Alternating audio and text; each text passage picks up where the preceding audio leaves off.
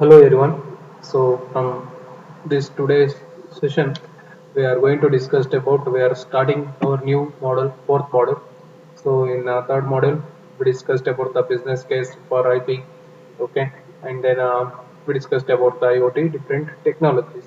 So the different technologies, and then optimizing how we are going to optimizing the IoT devices, okay, and then which are all the protocol mainly used in transport layer and network layer protocols. Those are all the concept we discussed in third module. So next we from today's session onwards we start with the fourth module. The fourth module is data and analytics for IoT. So in this module, so mainly we discussed about data analytics concept. So that concept I hope you all studied in your big data and as well as machine learning.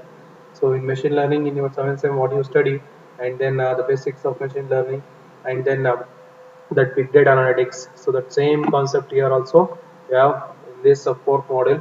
So now I hope you all know this concept. Just I brush up those concepts. So now we are comparing that how the data analytics will be used in IoT, and as well as why we are using machine learning in IoT. So this IoT, big data analytics, machine learning, all those things are interrelated with each other. Why? Because for data analytics you need data. How you get the data? We are getting that data from the IoT devices. So different devices, and that main source will provide that data is through IoT devices like your sensors. So that's why, so that this data analytics, after collecting data from the sensor, what how we are going to use the data. So what's the purpose of collecting data? So we are using that data. So we are getting money from that data, means how we are getting the economy, or we are getting the information from that data. So all those things you are analyzing through analytics. So that is your big data analytics. So already studying that big data analytics in your A semester. Now you are already studying, okay. So that same thing. So how that big data analytics and then IoT, they are interrelated with each other. That concepts we discussed in this module. So in this module, so the topics mainly they covered are an introduction to data analytics for IoT. So this one is the concept. In this concept mainly they give the introduction about analytics, data analytics for IoT, and discuss the difference between structured and unstructured data. So you already know that what is structured data and unstructured data. Again we recap that same concept in this first chapter, and we also discussed about analytics, how analytics relates to IoT data. I already told. So here how that big data analytics led to IoT data that we discussed in first chapter. Then in second chapter we discussed about machine learning. So in machine learning, in this section mainly we are concentrate on machine learning concepts that are used to gain business insights from the IoT data. So there are the major types of machine learning concepts are there that we discussed in this chapter. Okay. So and then next one is big data analytics tools and technology. So big data is one of the most in this section. So we discussed about Hadoop. So in big data analytics, we are discussing about Hadoop, right? Hadoop, NoSQL database, and then map reducing, and then MPP. Okay. So these concepts we discussed in third chapter, big data analytics tools and technology. So this Hadoop, map reducing, these are all things we discussed in already first module of your big data analytics. So again we recap. So and then next streaming analytics. So in this we mainly discussed about, so IoT requires the data processed and analyzed as close to the endpoints as possible in real time. Now that real time, so it's computing will happen. It's streaming analytics, that one we call as. So explore in this section we mainly explore that how streaming analytics can be used for such processing and analysis. How its computing will perform, how its streaming will perform, analytics will perform for processing and analysis the data that we discussed in this chapter. And then network analytics. So in this mainly, in this one is the final section. So in this chapter mainly investigate the concept of network flow analytics using flexible net flow of IoT system. So mainly here we discussed about the analytics about network, how the data will be transferred in that network, how fast it will reach to the destination, and then how we are getting the data. So what are the constraints will be happen. So what are all the difficulties we are facing while we are collecting that information, that network analytics based on network, so that data will flow, so that we discussed. And then next, how we are going to provide security, all those things through that data will be transferred through network, but how we are going to provide the security measures what they are taken, that we discussed in network analysis. So now we start our first chapter, an introduction to big data analytics for IoT. So we already know. So now we are connected our entire world. So almost all the devices we are connecting to the IoT. So if you are connecting to the IoT devices means if you take any smart city, that with the smart city or smart home or smart some whatever the for which words you are attached with smart. So there we are installing sensor and then we are collecting the information. So if you take an example for smart home, so in home itself, if you uh, call that smart home, so there we are attached so many sensor for collecting information. Smart home means so that the home will interact automatically, that home automation, which are all the things are there. So that automation where you are mainly installed, like mainly installed temperature fans and in your bulbs, smart bulb.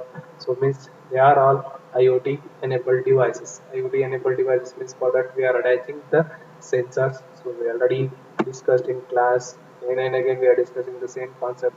So you know, smart home in the sense. So we have different types of sensors we are attached to the different types of household devices. Okay, so that devices will collect a massive amount of data.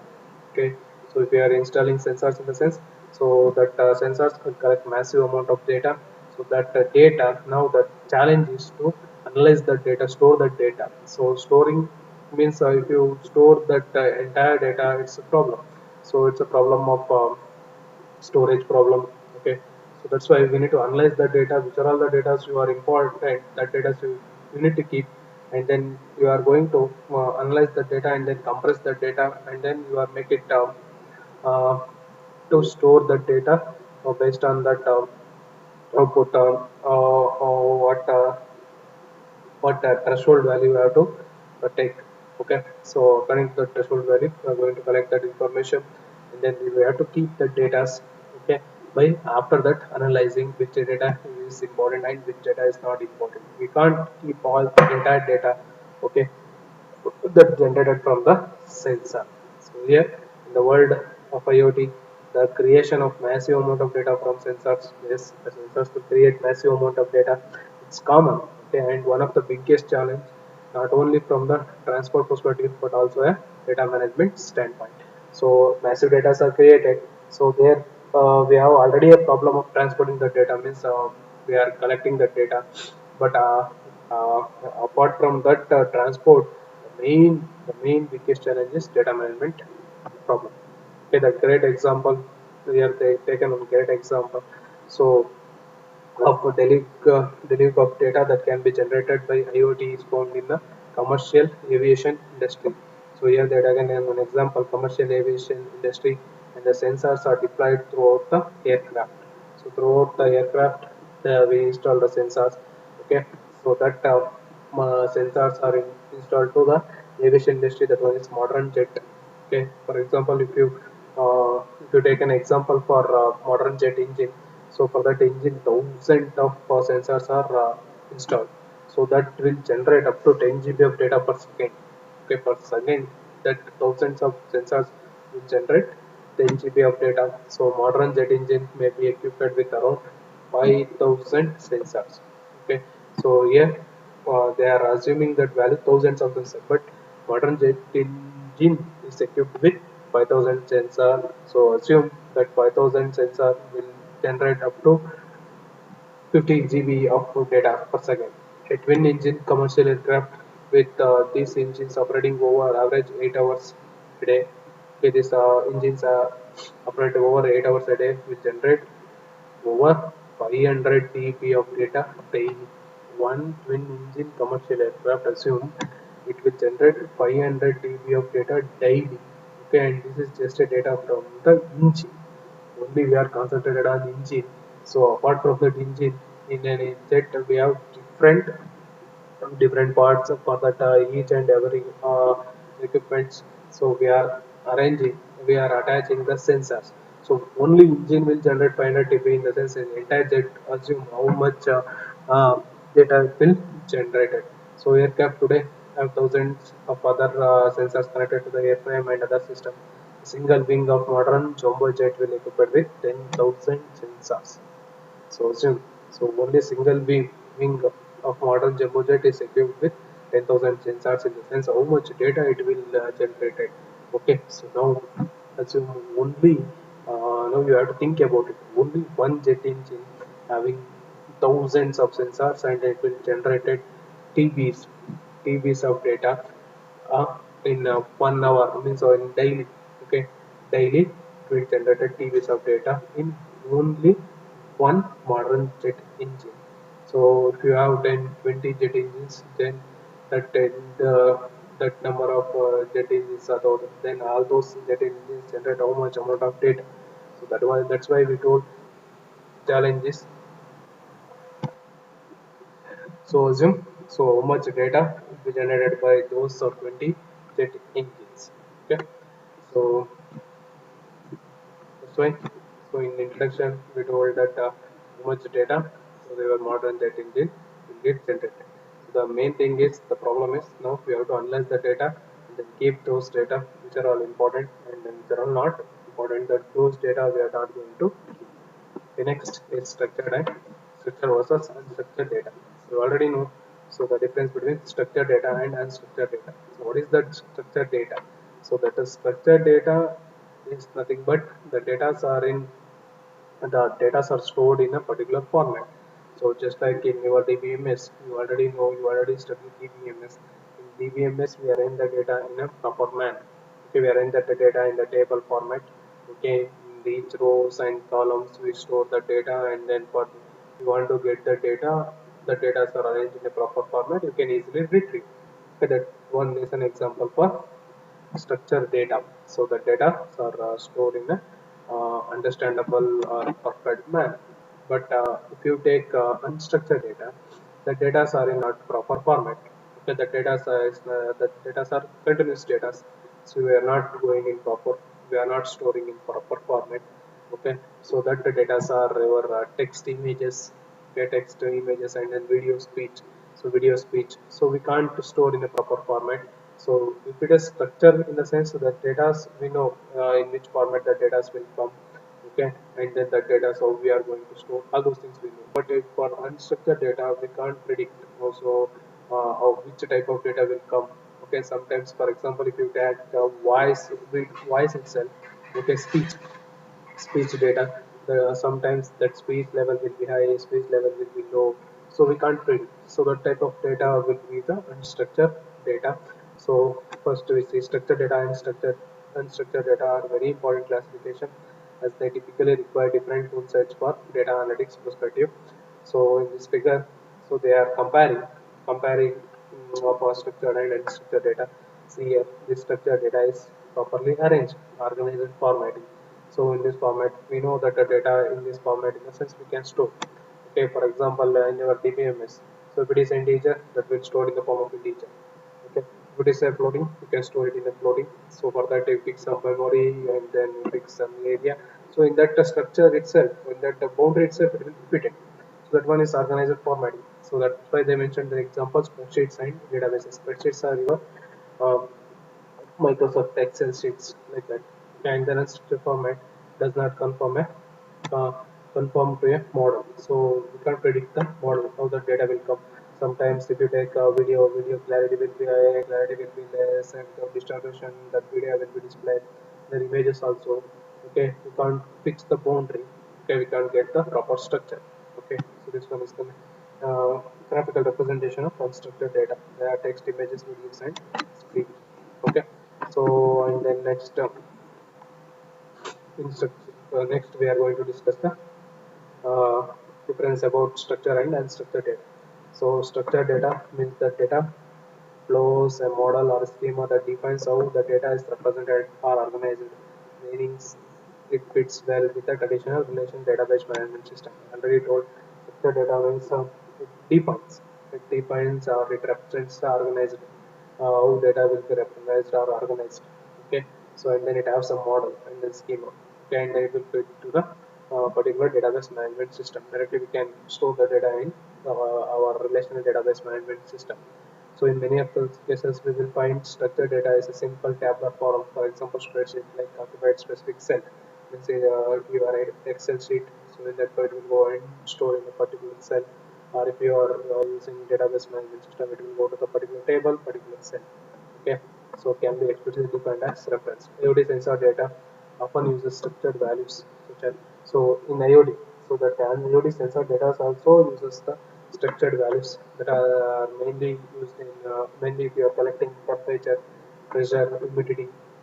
These values, that values we can store in the form of structured values.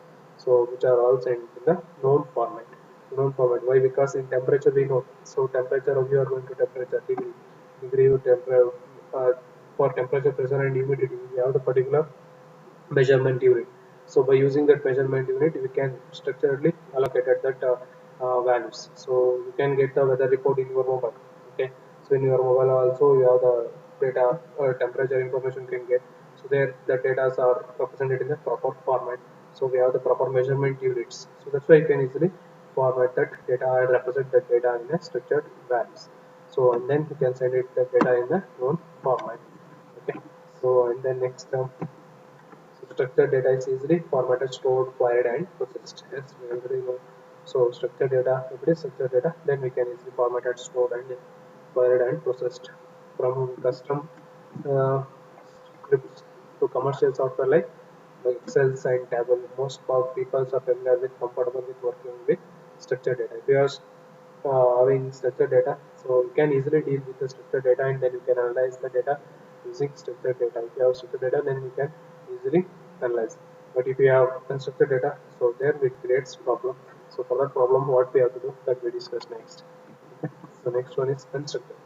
So unstructured data lacks a logical schema. Okay, so for understanding and decoding the data through traditional programming means. So in traditional programming means, for example, we have RDBMS. There we don't have logical schemes. Okay, and then it have lack of understanding and decoding process. Okay, so that the process are not implemented in traditional programming. So example for the type of data as are text, speech, images, and videos. Okay, so as a general rule, any data that does not fit neatly in a predefined data model is classified as unstructured data. So unstructured data means so it will not fit neatly to the predefined data model. If you, for example, if you take the DBMS for that database management system, relation database management system, it will not fit to that model. Then the type of data we called as unstructured data. So if the data is fit to the predefined data model, that one we call as structured data. So according to some estimations, so around 80% of business data is unstructured. Yes, business in business, 80% of data are unstructured. Because in business you can predict, we can't predict the price. Okay, that price also we can predict the amount of marketing things. Okay, so how much you can sell once that node, what node you have taken. So that for that you can somehow we can plot and structure data, but how that the marketing will happen, selling will happen. So on what day that the product will be sell, on which date, how much amount of in the product we can sell. That will be quite difficult to analyze. So that's why 80% of business data are unstructured. Okay, so so because of this fact, data analytics method it can be applied to unstructured data, such as okay. So for analyzing unstructured data, so they are using some of the computing such as your machine learning and cognitive computing and machine learning. They are deserve only a lot of attention. So with machine learning applications such as natural language processing, we can decode speech. So by using machine learning, natural language processing, we can decode the speech. So for analyzing unstructured data, so now they are going to use the machine learning concept. So that we use natural language processing for decode the speech. Okay, and with image and facial recognition application, you can extract the critical information from still videos and video. Okay, some objects in IoT networks generate both structured and unstructured data. Okay, so with us we have some of the image and facial recognition applications. So now in your projects also you are doing some facial recognition and image processing concepts. So there also we are using machine learning techniques. So that image, face recognition, these are all what unstructured data. To analyze unstructured data, we can use machine learning concept so that we can analyze the unstructured data. So next one is data in motion. So I hope you all understand structured and unstructured data. Structure means the data that are properly fitted to a particular data model. So unstructured means data that are not fit to a particular data model. So for analyzing the unstructured, you are using machine learning concept. Okay. For structured data, you can easily analyze. Okay, mainly the temperature, pressure. Okay, the data you can directly store in your database management system, RDBMS, Relational Database Management System, where you can easily analyze, store, and retrieve the data. But for unstructured data, we are going to the machine learning that we discussed in, which are the different applications we are using. So that we discussed in next chapter. Okay, the next concept is data in motion and data in at rest. So data in motion. So data you are collecting in moving elements, moving objects like in your car speed. Okay, so car speed and then that car GPS location. Okay, that information we are storing, getting in the data in motion. The type of information you are getting, that one is data in motion. So as in the most network, data in IoT networks in either transmit means transmit in the sense data in motion or held or stored data at rest. Example for data in motion include traditional client server exchange such as web browsing, file transfer, and email. So in email, so the data are keep on exchanging, right? That exchanging information we are collecting, we are called it as data in motion. Okay, and then the data in motion we are collecting through sensors. The data I already told for speed. Okay, when we are moving, but vehicle is in moving state, motion. Okay, then only we collect the information. So the data saved to a hard drive. So data will be stored in a hard drive storage. Then USB drive is a data at rest. So from an IoT perspective, the data from smart object is considered as data in motion as it passes through the network and route to its final destination. So so this one is a basic example. So basically, so if you are explaining the information, that one is data in motion. If the data is stored in your hard disk or in your USB or storage, any storage unit, that one is data at rest. But IoT perspective, data from smart objects. Okay, if your data are keep on collecting from the sensor, so that one is called as data in motion. This passes through the network and reaches the final destination. So this is often processed using fog computing. So this that motion data we are this motion data we are performing for computing. We know, right? So we are computing that motion data by using edge and fog computing. So that we already know how that data will be processed after if you collect from the sensor. So edge computing will be what kind of computing that we discussed in first chapter itself. Okay. Okay. Next. So when the data processed at the edge, it may be filtered and deleted or forwarded on further processing and possible to storage at the top node or in the data center. Data does not come to rest at the edge.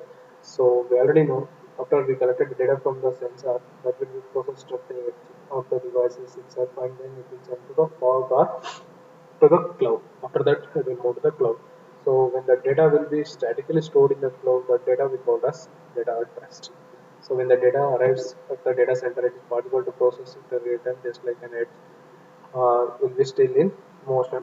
So tools with this sort of capability, such as Spark, Storm, and Flink, are relatively nascent compared to the tools analyzed stored data. So when the data is an edge and for computing, so that one in this process also, that fog and edge computing process also, that the data are in motion. Okay, and then at the real time we are going to process the data, and then by using the tools called Spark and Storm and Flink. So then compared after that only we are going to analyze the stored data. That stored data we call as data in rest. Okay, when data is in edge computing and then fog computing and then in real time computation, then that data we are not called as data interest. Only that stored data. After the data computing, analyzing and the stored data, that one we called as data store or data at rest. So before that, it will perform all other processes, right? So during that time, data is in motion. So data in rest in IoT networks can be typically found in the IoT brokers or in some sort of storage array at the data center. I already told in data center, the data is in rest. So Myriad tools typically structured data and relation data are available for data analytics perspective. The best known of these tools is Hadoop. So by using Hadoop, we can analyze the data. So Hadoop is the tool, so main tool that one is using to analyze the big data. So that the huge amount of data stored in the data centers, that one will be analyzed by using Hadoop. Hadoop is not only helps to data processing but also data storage. Here we perform both storage and as well as processing. Both will be done in Hadoop. So I know you already studied this concept in your big data. Okay. So next one is data analytics overview. So here for analyzing the data, so the data will be broken down into four different types. First one is descriptive data, analytic data, predictive data, and prospective data. So the true importance of IoT data from smart object is realized only when the analyze of the data leads to an actionable business intelligence and insight. So when that data you collect from the IoT devices, so for that data, when the importance will become, and then how when that data will be valuable in the sense when you are going to use in some business concept, business intelligence. So the data analysis typically makes it broke down into four different types. So that result will produce four types of data analysis results. That results are descriptive, dynamic, predictive, and prospective data. So, so this one is the overview of IoT data analytics. So this one is types of data analytics research. So there are four different types: descriptive, dynamic, predictive, and prospective. So descriptive means what is happening, what is happening. So from that data, what process will be happen. That one will be described in the diagnetics. Why did it happen? Diagnostic means we are going to discuss about so why this data, why this type of thing will be happen, and the predictive what is likely to be happen. Okay, what will be happen that is predictive, predictable. Okay, and then how diagnostic means how this will be happen. Okay, and then next one is perspective. What should we do about it. So what it will be do? So actually what it will be do? So that one will be what should that data will do? That one is perspective. So if you are guessing what is likely to happen, that is predictive prediction. Perspective means what should it happen? Okay, and then diagnostic means why did it happen? So descriptive means what is happening. So big data technologies, so mainly they collect, integrate, process, aggregate, and visualize. So this one is the process of big data. So that you already discussed in big data analytics. So you already know about this concept. Okay. So the data, how they are collecting data. So these are the different types of data. So that is mobile internet, machines and sensors, video, social media, events, alarms, geolocation, CRP data, emails, messaging. So these are the different types of data. So by accepting this data, next we are going to perform the data analytics.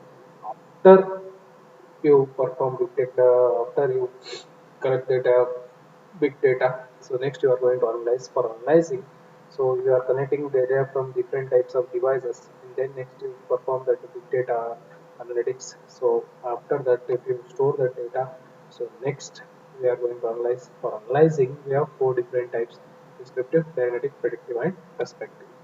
Okay, so next so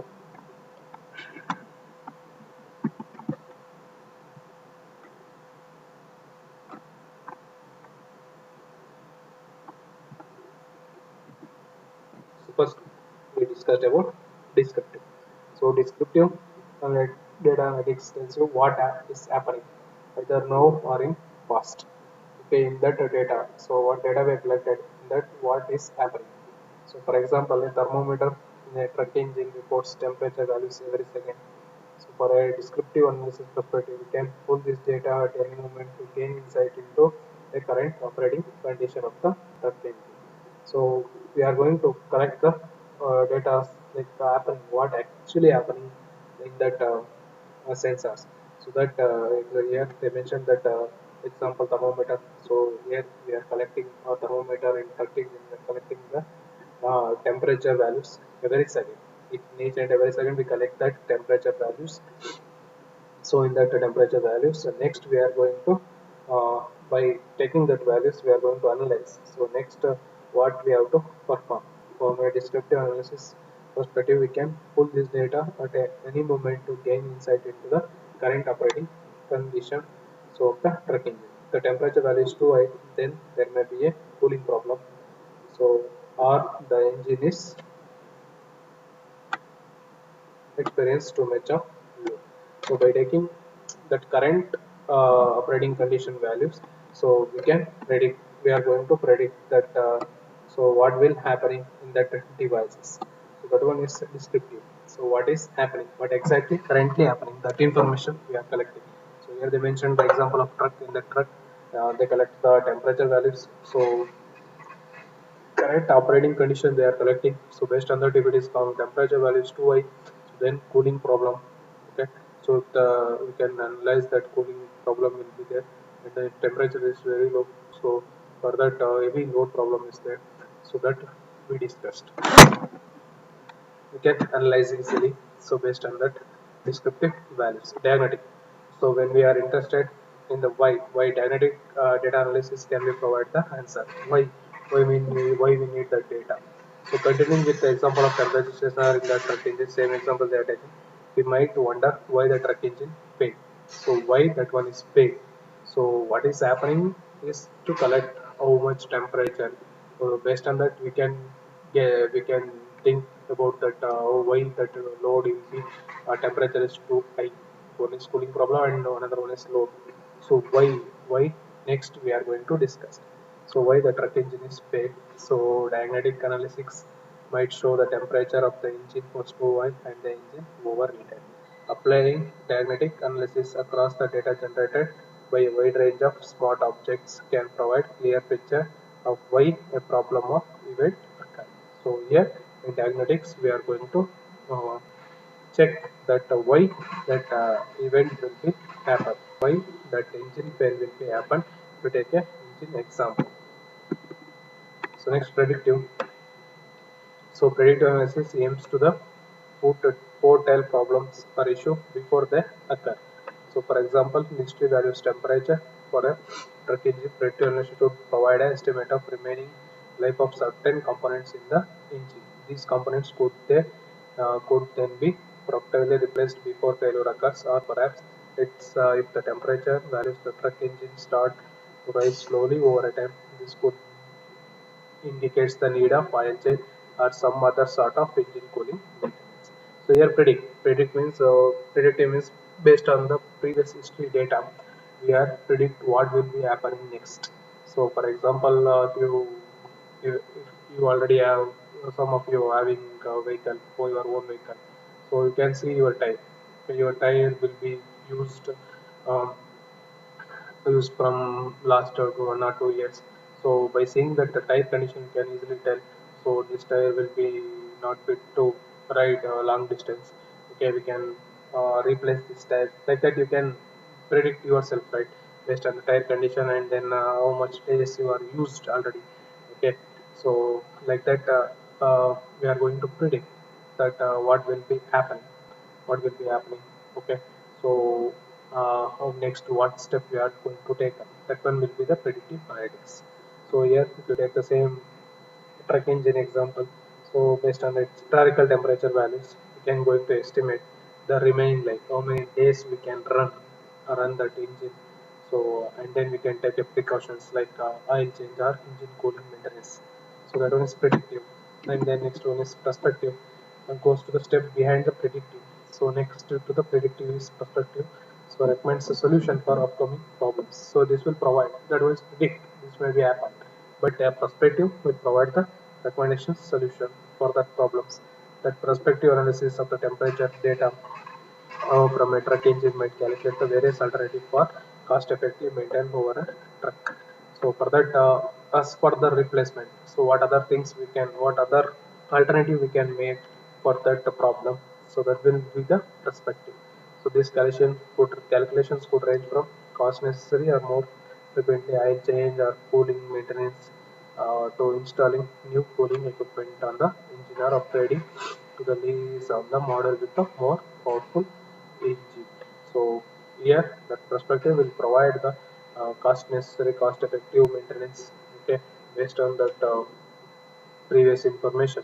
So it will provide the future upcoming recommendation. So how we can increase or upgrading the engine, okay, which are the things we need to attach to upgrade, how we can upgrade. So by utilizing the existing resources, that will be the prospective analysis. That will be decided by prospective analysis. And then next one is both predictive and prospective analysis are more resource intensive and increase complexity, but the value they provide is much greater than the value from the descriptive and negative. Compared to the perspective and predictive and perspective, compared to the descriptive and negatives, so this predictive and perspective are more complexity, but it will provide much greater values. So figure to illustrate the four data analytics types, how they are ranked as complexity and value increases. So next they will show the figure. So here they represent uh, the plot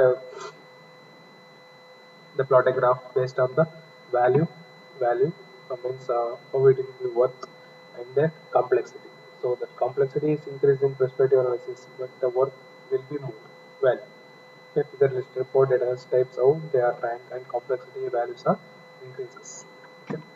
So compared to this, so this descriptive analysis will be more valuable. Okay. So data analytics challenges. So next, this one is also important question. So data analytics challenges. So the main challenges are scaling problems. Scaling means smart objects. So while relational database are still used in certain data types and applications, they are often struggle with nature of the IoT data. So IoT data places two specific challenges on relational database. Based on relational database, they are facing uh, two problems. So one is scaling problem. Due to large number of smart objects, most IoT networks that continually send data, relation data can grow incredibly large very quickly. So this one is the problem. So means your IoT devices are collecting more number of data. So if it is collecting large amount of data, so that relational database not growing incredibly large very quickly. So this can result in performance issue. This can be costly to resolve, often requiring more hardware and architecture chances. Otherwise, a scaling problem because the number of smart devices increases, and then volatility of data. So with relational database, it is critical to schema design correctly from the beginning. From the beginning, so for designing data is very difficult. Changing it later can slow or stop the database from operating. Okay. So due to the lack of flexibility, revision of the schema must be kept in the minimum. So IoT data, however, is volatile, but data model is likely to change or evolve over time. So a dynamic schema is often required so that data model changes can be made daily or even hourly. So the dynamically allotment of data, so volatility of data will be the problem for real-time database. So these two are the main uh, IoT data analytics challenges for relational database management systems. So next, to deal with the challenges like scaling and data volatility, a different type of data base known as NoSQL. So NoSQL is a language. Okay, so to deal with the scaling and volatile problem, so in RDBMS they introduced NoSQL is being used. Structured query language SQL is a computer language used for communicate with RDBMS. No SQL database is database which does not use SQL. Okay, so it is not step in the traditional tabular form or relation database. Why? Because if it is fit to the, if you are using SQL, it will be fit to the traditional tabular column and relation database. So there it creates a problem of scalability and data volatility. So but if you are using NoSQL, means here we are not using SQL, so that's why we can directly access. So NoSQL database do not enforce a strict schema. Schema means no formatting, tabular format of data. So then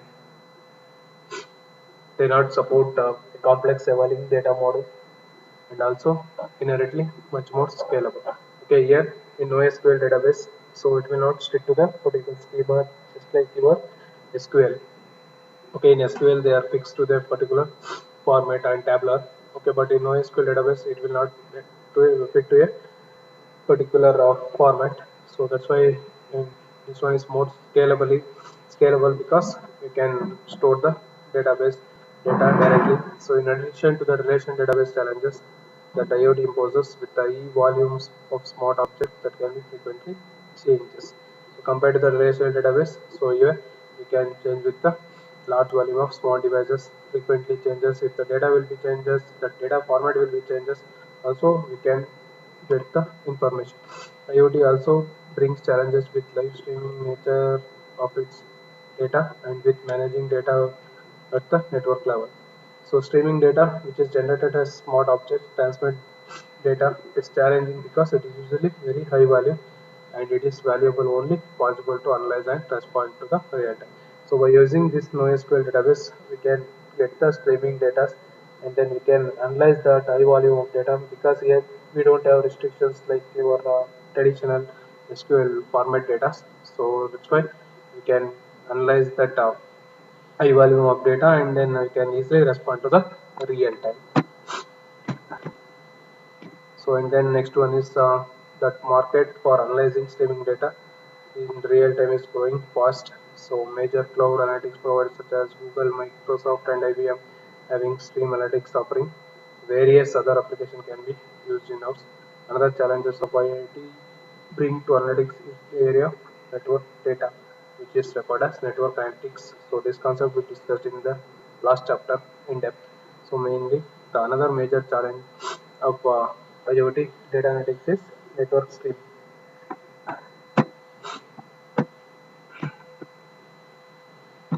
So with a large number, the next problem is with a large number of smart objects in IoT network, they are communicating and streaming data. It can be challenging to ensure that these data flows effectively, managed, monitored, and secure. Means communicating streaming data. So that live streaming data we are communicating, how they are communicating in IoT network. So for that we have to provide security and then we need to monitor and manageable. Okay, managed properly so that data are managed, that data we need to collect and then managed properly, means managing in a sense that data will be sent to the proper destination. So that one will be the another one problem while we are collecting the streaming data. So for that they provide a solution in network analytics. So they provide tools like flexible netflow and Epifix provide the capability to detect irregular patterns and other problems in the flow of data through a networks. So to providing uh, solution to the network of communicating data in a streaming or in live stream. So they provided tools. So the tools are flexible NetFlow and Epifix. So by using that one, we can detect the irregular pattern of data flow through a network. Okay. Okay. So this ends the first chapter. So next video we discussed about the second chapter, machine learning. So I hope you all understand the concept. If you get any doubt, so message or text. Thank you.